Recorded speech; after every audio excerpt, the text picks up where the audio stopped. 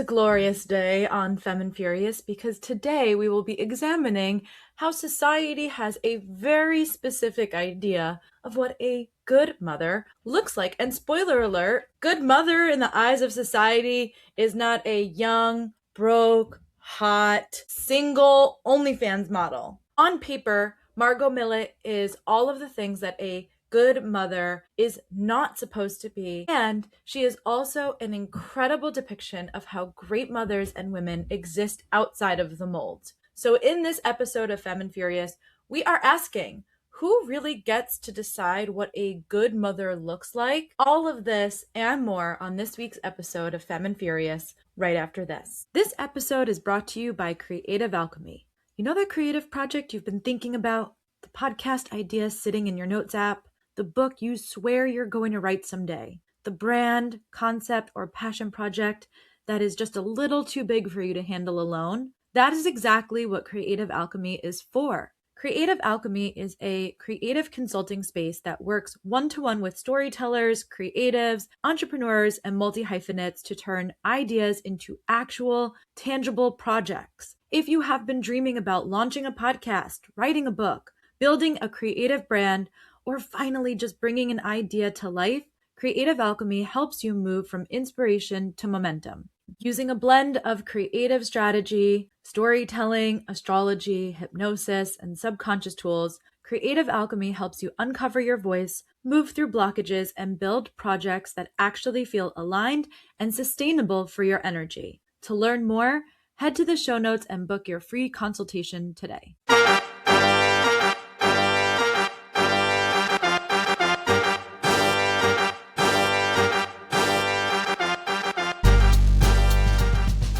Welcome back to Femme Furious. I am your host, Julia Rose Portela, and just a little bit of housekeeping before we dive into our slay by slay of these two incredible episodes of Margo's Got Money Troubles. So first and foremost, if you are somebody who listens to this show and you've been wondering where is the Euphoria coverage? I'm sorry to say, I've officially tapped out. I think that continuing to uphold this show and discuss it when all I have to say is how much Sam Levinson hates women is actually just perpetuating a lot of harm for a lot of different groups of people who are currently and historically disenfranchised. So I think that it's a real moral failing of Sam Levinson, but I'm not gonna sit here on my really liberal, feminist, queer-friendly podcast and spew this manosphere right-wing rhetoric just to say that we're having intellectual conversations when we can just be having these conversations through a show like Margo's Got Money Troubles. There's no reason why we can't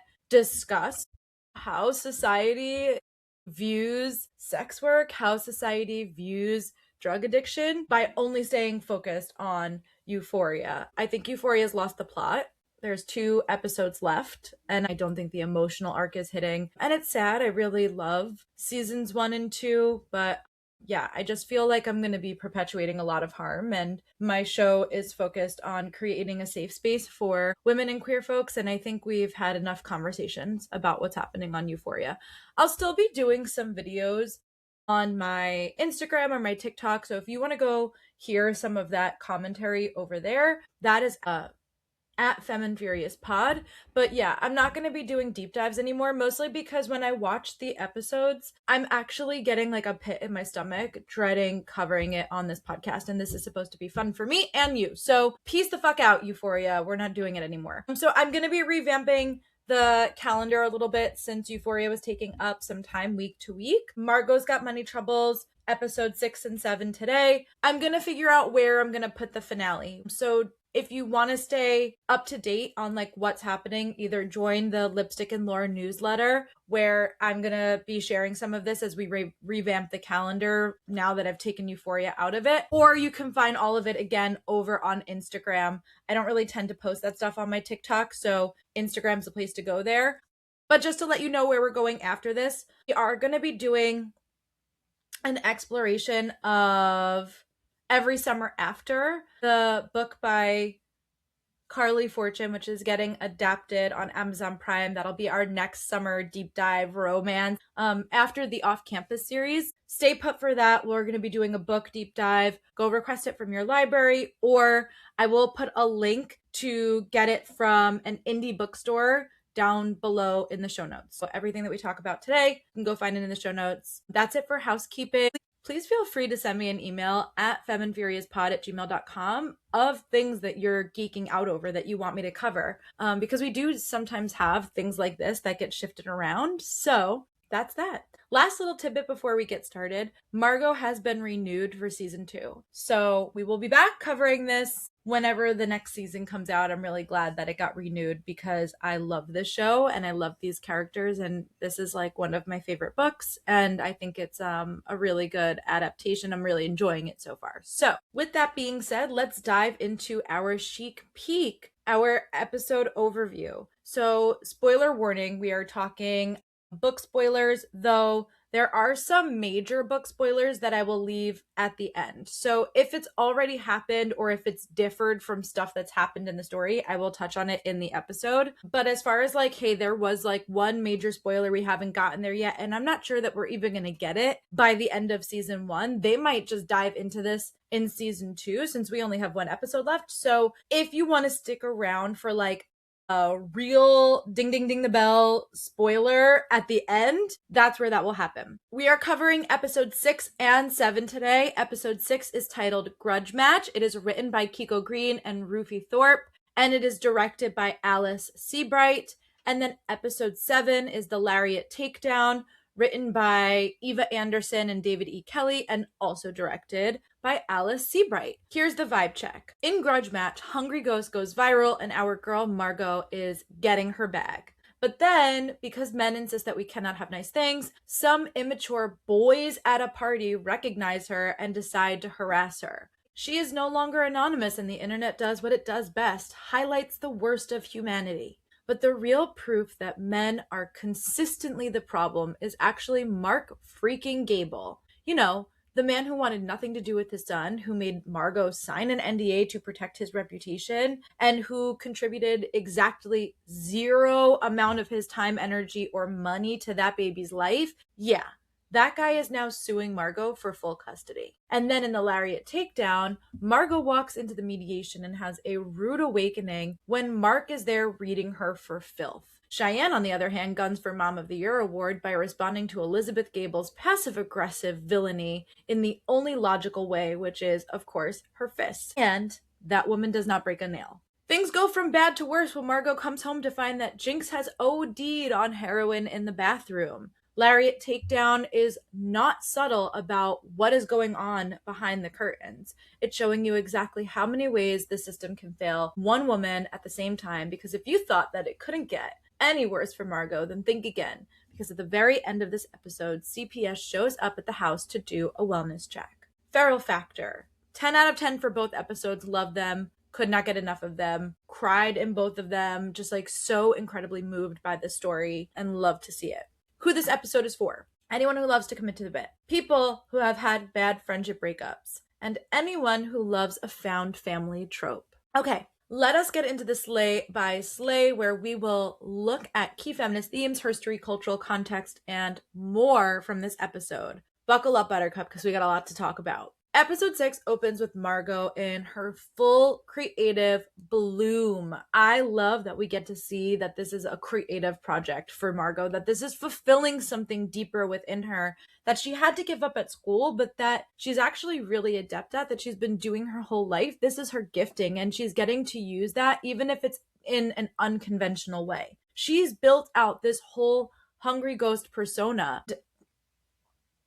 This little innocent alien who gets stranded on Earth. Everyone is involved on her production team. So not only is Margo creating this world for herself, but now she's able to give a sense of purpose and creative direction to Susie, to her father, and to Casey and Rose. Susie's up here doing costumes. She's doing makeup, she's filming and getting the lighting right for all of them, she's doing special effects, Jinx is in there as a part-time stunt choreographer and full-time Manny, and this whole operation is genuinely so delightful. You could tell everyone is having fun. And the best part about it is that Margo gets to take all of these assumptions that people have about her, especially the fact that she's naive or impulsive, and then she uses that and leverages it to make her content. She plays this like innocent, baby brained little alien, and people love it. They go gaga over it.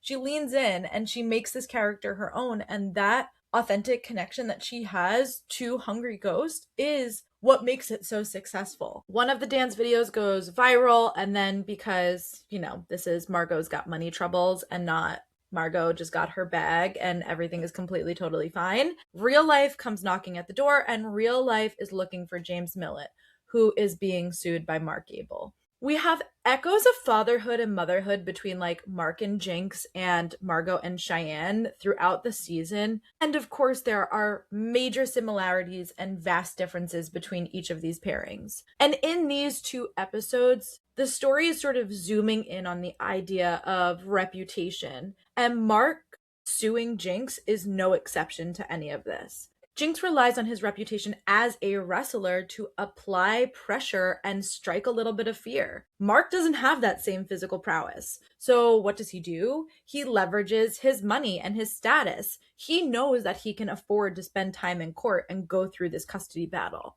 Of course, Jinx then seeks out Lace, and we learn that Lace and Jinx had a little fling during the summer of '99. Feel like we need to put that on the back burner because I was feeling this tension and I wasn't really sure what was going on there, but it's clear that maybe Lace is holding on to a little bit of a thing for Jinx, but Jinx is pining after Cheyenne. I mean, who could blame these women? Have you seen Nick Offerman in those leather pants? Sex on legs, baby. In all seriousness, though, I love that every single woman on this show is not available for men's bullshit. And Lace is no exception. She tells Jinx to cut the shit with her, and she presses him to find out what's really going on. Jinx then confesses that he's been continuously calling Mark, that he's feeling protective of Margo.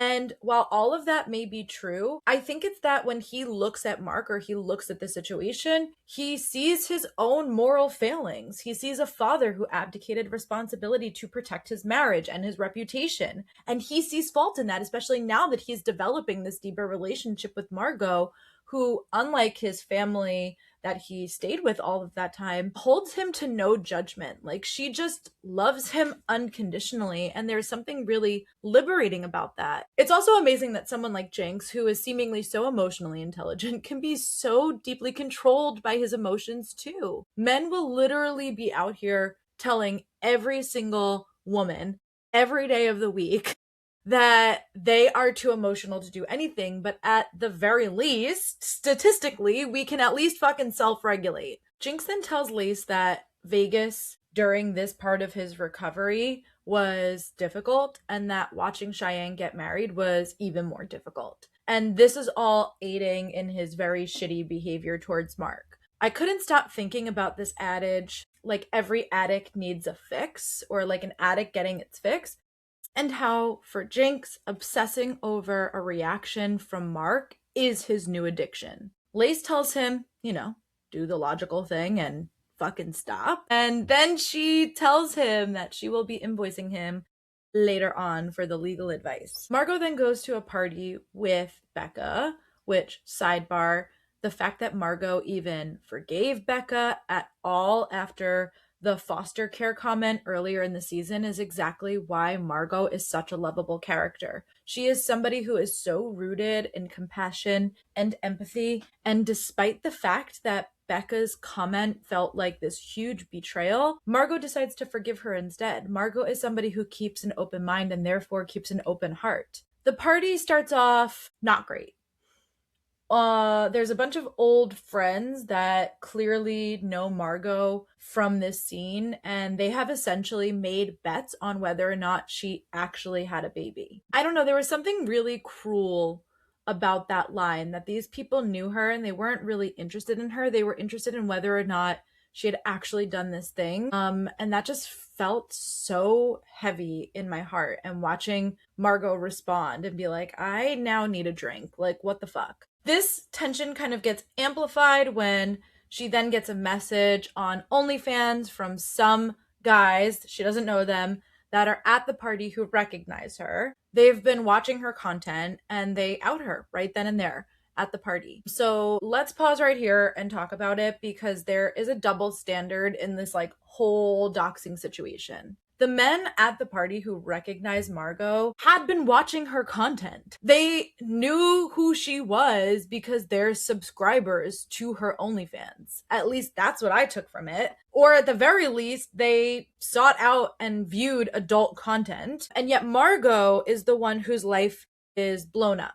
Margo is the one whose address is put online. So it's fine for men to engage with illicit material and to pay for it, by the way, but it's not okay for women to create it for them, and it's not okay for them to get paid for it. This is a textbook double standard, and it's directly correlated to this idea of like the Madonna whore complex. This binary where women are either pure or good, or they're sexual and therefore tainted, and there's like no room for in between when it comes to women.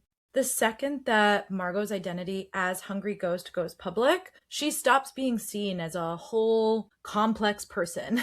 She becomes a series of labels: a single mom, a college dropout, a sex worker, and everything about her that is complex or 3D gets really flattened and completely reduced. So she texts Jinx to come and get her, and on the way out, Becca, her supposed best friend, completely unloads on her. She tells Margo that she's been selfish. She screams about daddy issues. She asks, what has Margo become? And Margo claps back like, hey, we have had different lives because your family had money and mine didn't. And this isn't the first time that the idea of financial disparity will come up over the course of these 2 episodes and probably for the rest of the season. Margo, baby or not, was always going to be a girl who had to work her way throughout college. She couldn't afford to go to NYU with Becca. That's just like plain and simple. And it's that way in the book as well. But Becca's reaction is worth chit-chatting a bit deeper about, because she represents a really specific kind of failure. A liberal feminist who believes in quote unquote women's choices in theory, but flinches then when being confronted with a choice that a woman makes that makes her personally uncomfortable. How do we know that she's a liberal feminist? Great question. She goes to NYU. She doesn't attack Margo's body, and she doesn't call her a bad mother either. She attacks her judgment. And she accuses Margo of being selfish. She tells her that she's got daddy issues right in front of Jinx, by the way. That was a very funny line, even if it is hurtful in the moment. And she makes everything in this argument about her. Deciding to pick a fight at the moment of Margo's maximum vulnerability, when she's literally being harassed in real time, reveals something about Becca's priorities. In fact, she just layers onto the harassment.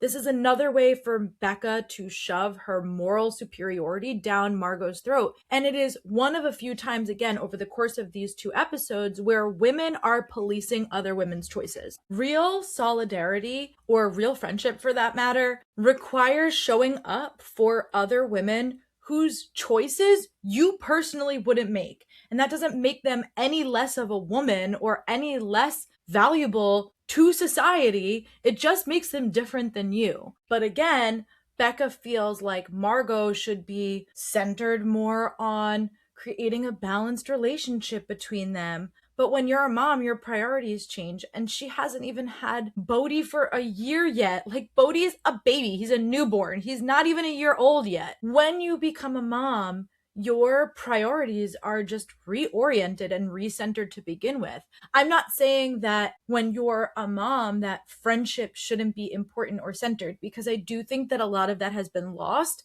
And this societal pressure of like stripping women of the village in a postpartum state, I think has really added to the fact that mothers feel so isolated, and that this feels like it's such a hard journey for a lot of women, even if it's a journey that's worthwhile to them. So I'm not saying that Margo shouldn't be centered on having friends, but she does. She has a really good community. She has a village, right?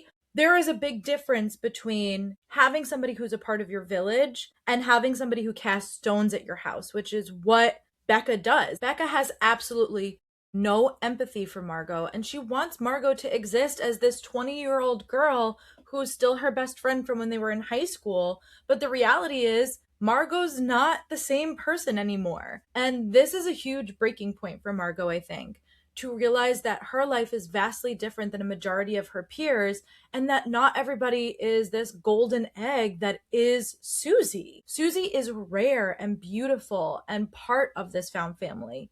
And then Becca says that like Margo keeps ignoring her advice, and her advice is there to help Margo get her life together and get back on track, which just goes to show that Becca thinks that she knows better than Margo, even though Margo is building out a different life experience than she is right now. So Margo's anonymity completely collapses overnight. The internet starts tearing her apart. The most brutal comment, in my humble opinion, is, "Who's the baby daddy? You don't even know, do you?" It just emphasizes the absolute moral authority that people hold over others, especially when you can remain safely anonymous in your own house behind your own screen. This is the response that people have about women who are sexually empowered, and moreover, women who are paid for it. But it's just the way that people respond on the internet in general. Like, there is no consequence to incredibly hurtful comments. Once this news breaks out, it's all over Cheyenne's Facebook.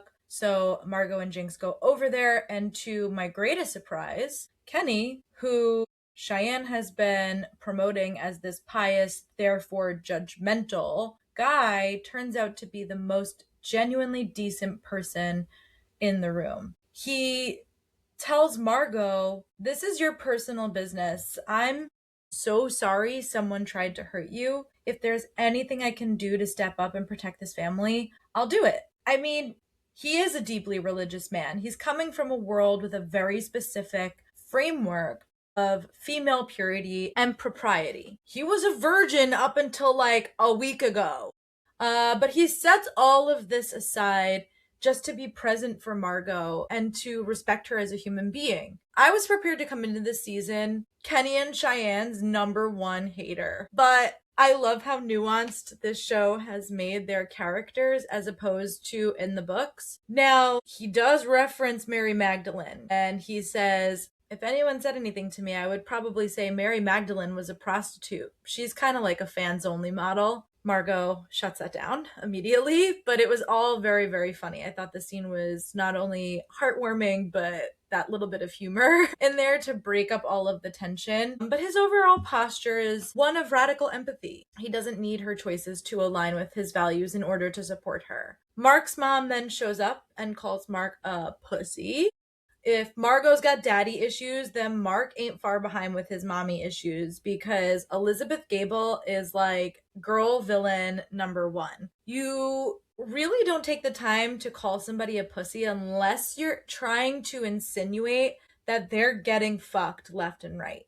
And in general, I hate this diss because typically it's an insinuated insult from a man to another man. But the fact that it's to Mark from a woman, from his mother, specifically his mother who looks like she needs to get fucked left and right, that makes it just like slightly more interesting to me about like the way that we use this derogatory language and the connotation that it holds against women. Like, what is getting fucked, right? The pussy is the thing that's getting fucked. So the episode then ends with Margo being served custody papers. Mark has been convinced to file for full custody of Bodhi on the grounds that Margo is an unfit mother. So the same man who hid behind his mother and made Margo sign an NDA to protect his reputation is now using her reputation to take her child from her. That is prime emotional storytelling. And that brings us to episode 7, where the custody clock is ticking. The name of this episode is The Lariat Takedown, and the TV Fanatic review called it a somber march of inevitable consequences. And that's exactly what this feels like. Margo, Cheyenne, and Jinx turn to Lace, and she lays out all the options pretty clearly. Giving up custody to Mark is a non-negotiable for Margo. Fighting in court is going to be long and expensive. Lace even goes as far as to say that custody battles are war. So the best shot is through mediation. Now, this is like true economic feminism 101. And it's nothing new for anybody who's listening to the show because, of course, these systems that are supposed to be remaining quote unquote neutral, in this case, the legal system or the capitalist financial systems, they are built on assumptions that consistently disadvantage women, especially poor women. And I know that Margot's not out here like in the lowest class that we possibly could be, but she's not raking in dough either. Margot's ability to love and care for her son is never the thing that's in question, ever, at all. But her circumstances are. And those circumstances are the direct result of structural failures, not having enough financial stability to afford childcare and therefore get a full-time job, right? And no financial support from the father. Okay, putting all of that aside, because of the NDA, Margo is no longer able to attain her college degree, at the very least not at Fullerton, and she can't sue her professor for sexual misconduct either. Not that she ever was going to, but now that option's off the table.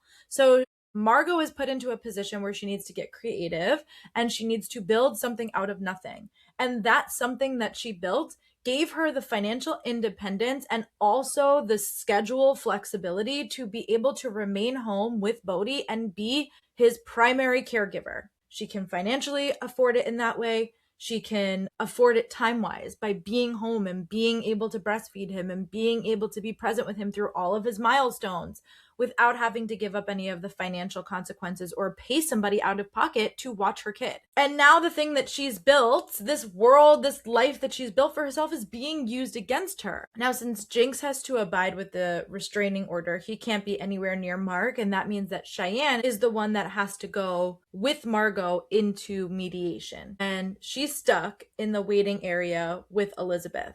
Very funny showdown, can't wait to talk about it. But in the mediation room, Mark and his lawyers go for the jugular. Mark argues that Margo's OnlyFans work makes her an unfit mother, that her identity as a sex worker will determine who she's friends with, who she dates. He even goes so far as to say what respectable man would seriously consider a romantic relationship with a sex worker. Like, it's so rooted in misogyny and it's so hurtful. And then he pushes even further and says the environment that Bodhi grows up in, and when Bodhi is old enough and his friends are able to discover the internet and they are the ones that are masturbating to his mom, like what that will do for Bodhi, and that all the while Bodhi will be the one suffering for it.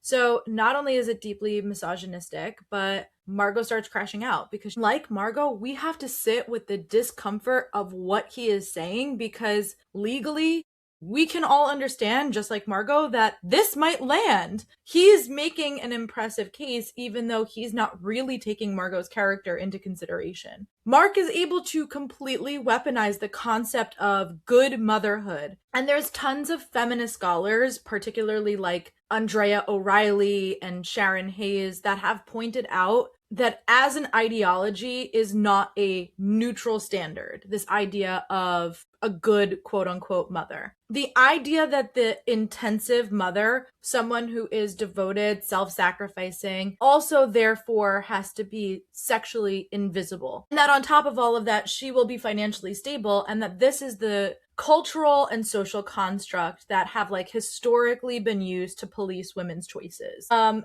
specifically punish those who deviate, like Cheyenne, like Margo. Margo's poor. She's a sex worker. She lives with her father, who, as it turns out, has a substance use disorder. And by the metrics of the ideology, she does not fit. But those metrics are not actually what makes a loving, present, capable parent. These metrics are about class, they are about social conformity, and we know from watching Margo that she is a strong-willed woman. She's got a good head on her shoulders. She's got lots of compassion. She's got lots of tenacity, and she will do what needs to be done for her son. She loves Bodhi. She's a great mom to Bodhi. And we're supposed to viscerally experience that as we're watching the show to break even our own internalized experiences of this type of misogyny or of this type of societal conditioning. Mark, on the other hand, is wealthy. Mark is married, or at least he was. Mark has institutional standing. He's tenured. He's got a job. So he gets to show up to this meeting and sort of define what quote unquote fit looks like. There is a power imbalance, and it's the worst feeling that we can get as the viewer because we know that Mark's not a good father. He didn't even want to be this person's father. He has no idea about anything that Bodhi's gone through. He's never once held him while he was colicky. He never burped him, changed him. He's never been there to take him to a doctor's appointment. He's not been there while he's teething. Like, Mark has not been an active part of this person's life, of Bodhi's life, and therefore, like, is of course an unfit parent because he doesn't know anything about Bodhi. And yet, because his on paper circumstances are much different than Margot's, he sort of gets put into this position of having the upper hand. Meanwhile, in the waiting room, Elizabeth Gable pulls every passive aggressive trick in the book. I love women who get put into like this villainous position, women who are shepherds of patriarchal ideology, because they are the most like insidious of all villains, in my opinion. Or at least villains that women could be. So Elizabeth implies that Margo catfished and targeted Mark, that she exploited him, and that her son is the real victim here. Like you, my blood was fucking boiling. Cheyenne, God bless her, punches her in the jaw. In fact, she breaks her jaw and gets escorted out by the police. So this makes up for the fact that she didn't slap the nurse in the hospital like she does in the books, in my opinion. So in the books, the nurse that delivers the baby is like going on and on about Margo and about the name Bodhi and all of this stuff, and Cheyenne just slaps the shit out of her. But in this experience that we've had with Cheyenne, like, she doesn't even want to hold Bodhi in the hospital. She doesn't even want to know his name, right? So the fact that there is like this bridge of like who Cheyenne was in the book to where she is now, it seems like they're almost reversing her arc, but it will be interesting to see where she sort of ends and what comes next season. After the mediation, as if things could not get any worse, Margo and Susie find Jinx locked in the bathroom with a needle in his arm. He has relapsed. He has shot up some heroin, and it is a terrifying sequence. I was absolutely sobbing. This took me a minute or two to get through. They're trying to wake him up. They're splashing water all on top of him. They're looking for a pulse. Margo gets into the bathtub, tries to push him up and get him out of the bathtub. And because he's so heavy, he was a pro wrestler, he's all muscle. He's dead weight right now because he's not conscious. Ends up falling back on top of her, and she nearly drowns. So I was starting to get really nervous. Like, if you remember what I said last episode on the podcast, where I was like, I'm really nervous that they're not going to be able to fit in a lot of the storytelling that we have left. And I'm wondering if they're looking to do 2 or 3 seasons of this show. And this to me just proves that they're going to go for it, because I was thinking like, hey, if they're trying to make this just like a 1 season thing, are they just going to cut out Jinx's relapse and like the addiction altogether? Because this is part of the meat, like the juiciness of what the book gets at. So we're getting a lot of the meat, like the middle of the book. We're getting it all right here at the end of the season, which makes me think that we're going to spend a lot of next season debriefing and coming back from and getting to the end of the book, or maybe even thereafter, depending on where they see the story going. I also love the metaphor that's struck in this, like drowning, underwater, the weight of the world on top of you, because that's what this chunk of the story is. It's Margo feeling like she can't come up for air, that everything around her is just sort of closing in, and that her deepest fear, which is losing her son, is potentially going to come to fruition, and what that will mean. So on Lace's advice, Jinx has to move out immediately, even though he has nowhere to go. I mean, I love that Cheyenne shows up for Jinx. I love that Lace shows up. I love that Susie's there for him. But Lace is the first person to kind of give it to her really straight. She says to Margo, you're a 20-year-old sex worker. Your father broke a hand. Your mother broke a jaw. You cannot add to that by harboring a drug user. And she's looking out for Margo's best interest because she knows that Margo's deepest goal is to maintain custody of Bodhi.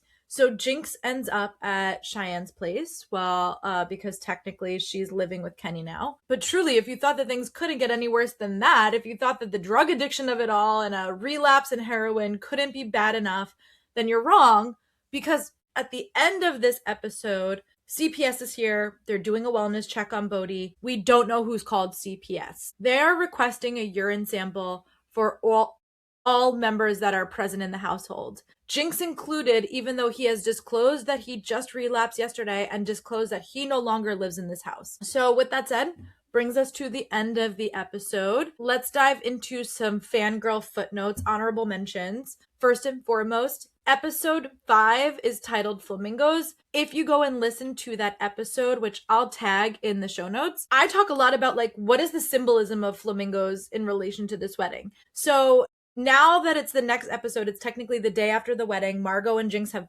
fucked off, right? We see Cheyenne laying by the pool with these gold dangling flamingo earrings. First of all, they were bomb. I really wish that Cheyenne was a TikTok influencer and would drop the link for them because they were really cute. But she's wearing these flamingo earrings, and that's making me feel like she's the one that wants to flamingo. She's the one that wants to be seen. She's the one that wants the community. So again, if you want to listen to that conversation, I'll tag episode 5's podcast in the show notes. Cheyenne is also reading Binding Rose by Ivy Fox. It took me a minute to figure out what she was reading. I had to pause it a couple of times to get the right frame. But if you are unfamiliar, it's a dark romance, a mafia romance. The story follows Rosa as she navigates a loveless marriage.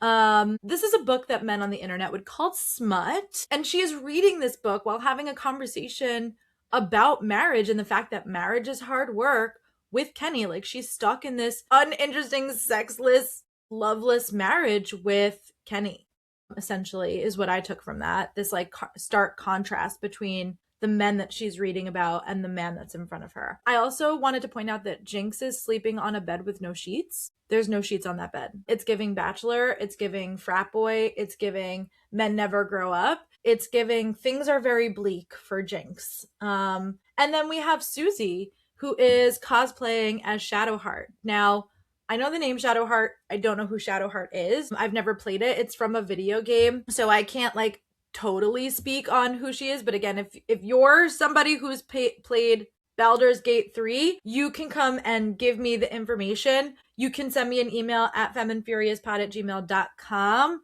But when I looked up, what does Shadowheart symbolize? What does that mean? They said that she's got a guarded, prickly exterior, but a deeply vulnerable, empathic core. She is fiercely independent, witty, and opinionated, but her personality fundamentally shifts based on your choices and who you help. It says that she's protective. So initially she comes across as edgy, secretive, and defensive, but she is a devout worshiper of Shar, the goddess of darkness and loss, and her ruthless, pragmatic approach to situations reflects her indoctrination. So interesting. Despite her dark faith, her natural personality often contradicts Shar's tenets of cruelty. She secretly values kindness, frequently approving when you help innocent people or animals, and generally dislikes needless violence. So just interesting, something to consider. I would love if somebody plays that they could send me an email, because I'm not so deep on video games. I have a PlayStation 1, baby, okay? And I rode that Crash Bandicoot and Spyro. That's my extent. I'm a Nancy Drew video game player. That's a computer game. I don't know if Baldur's Gate 3 is what format it even takes. Is it a computer game? Is it a PlayStation game? I have no idea. So it's not my forte, but if it's yours, I would love to hear from you. All right, let's crack open our burn book where we will look at the superlatives for this episode. The Bold and Bothered Award. This award is strictly for the femme and the furious. It is the quote or the moment that really relays the most feminine rage. And for me, it was when Margo is yelling at Becca and she says, "Maybe I don't need advice. Maybe I need a friend." The Shiro Award. This award goes to the baddie who is the most inspiring or the moment that is the most empowering. And it is Margo telling Jinx, it's okay, Dad. When you can just see that he's struggling with all of this guilt and feeling so bad about what has happened. And Margo, as the most empathetic, character who just loves him unconditionally. She doesn't want him to leave. She doesn't want to make things worse. She doesn't want to put him out in a bad situation because she's just been in a bad situation and Jinx has helped her. So she loves him, and I love this like bond that they have created together. The Femme Fatale Award, for the most smash the patriarchy moment of the episode. And they both go to Cheyenne. I have two. And they're sort of like back-to-back moments. So first and foremost, she helps Margo pick out an outfit for the mediation. And she says, we want something that says professional, sweet, and breastfeeding. I love that despite the fact that there has been a lot of tension between Cheyenne and Margo, that she is ruthless in the way that she is going to show up for Margo in this moment in her life. Like, I'm actually deeply touched by it. I'm getting emotional just talking about it right now, especially because it's not the case in the book. So this is like such a huge deviation, but something that is so meaningful. And I love what they're doing with Cheyenne's character. And then right after that, she says, affluence is a state of mind. He and his rich family can fuck themselves raw. Love it. Love this whole scene with Cheyenne. And I really love the prolonged hug that they share between the two of them. Margo's like, can I just say something? And she doesn't even have words. She just gives her a hug and has this moment with her. Speak Your Truth trophy. The best quote or line also goes to Cheyenne, who goes, no, too much urine. It dries out my skin when Kenny asks her to get into the pool. Honorary heartthrob, okay, because I'm just a girl. And I want to talk about the most swoon-worthy moments. Of course, I have to give one to Jinx, who says, shame is not on the table. I love you, Jinx. You're my heart and soul.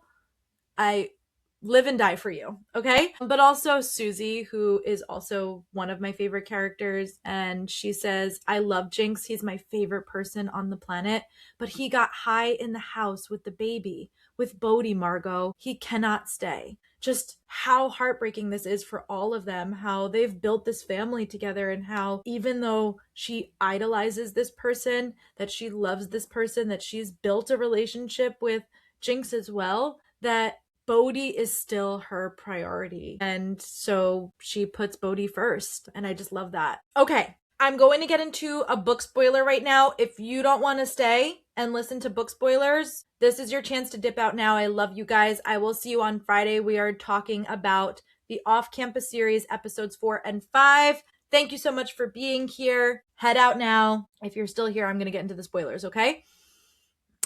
So I wasn't quite sure if they were going to do this or not, but it does seem like this is what's going to be happening. Again, I'm giving lots of people time to turn off their headphones if they don't want to be spoiled. It seems to me like Kenny is still the one who has called CPS. That the more progressively bad this situation gets, and the more I think that he sees that Cheyenne is invested this deeply in Margo and Jinx, I think there is probably some unexplored jealousy that might be coming up, but also, this idea of his piety, that he's been so compassionate to Margo, and yet now that Jinx, somebody who is a legitimate threat to his relationship with Cheyenne, has overdosed, now I feel that that might be the angle that they're taking. But yeah, in the book, we have Kenny and Cheyenne being the ones to call CPS and put Margo in this incredibly awful position. And so it will be interesting to see if Cheyenne is in on it or not. It will be interesting to see. All right, that's it. Make sure you go and follow Femme and Furious on Instagram so that you can stay up to date with what's happening with our episodes now that we've cut Euphoria out of the picture. Until then, stay anonymous. Don't get doxxed.